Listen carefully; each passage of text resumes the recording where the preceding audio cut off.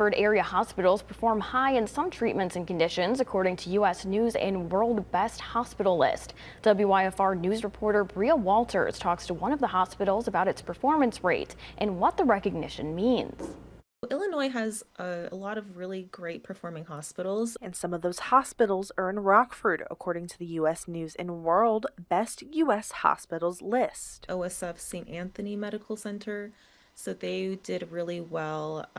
They received 3 high-performing ratings, and that's in knee replacement, pacemaker implantation, and stroke. This means they're in the top 10% of all hospitals evaluated for the procedures and conditions. OSF St. Anthony President Alec Grabowski says this shows the hard work OSF's care team puts into treatment. We have, specific care teams. We have nursing floors that are dedicated.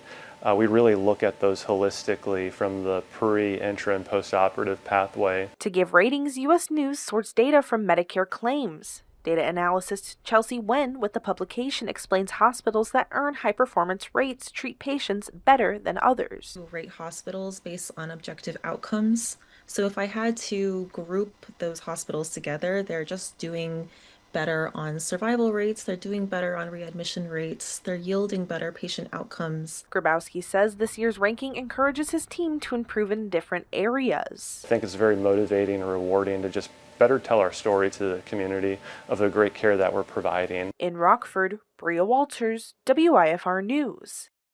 Other Rockford area hospitals received high performance rates. Mercy Health's Javon Bay Hospital Riverside was rated in COPD care, and UW Swedish American Hospital has high performance in diabetes treatment and COPD as well.